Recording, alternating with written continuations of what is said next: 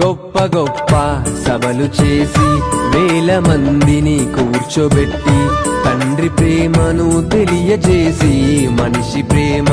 చిన్నదనియు మనసులోన ఉన్న మలినం వాక్యముతో పారద్రోలి మాయలోకం మనది కాదని మంచి అంటే వాక్యమే అని పేతురు పౌలులా వాక్యము తెలిపి వాస్తవమైన జీవితం ఉందని సందేహములో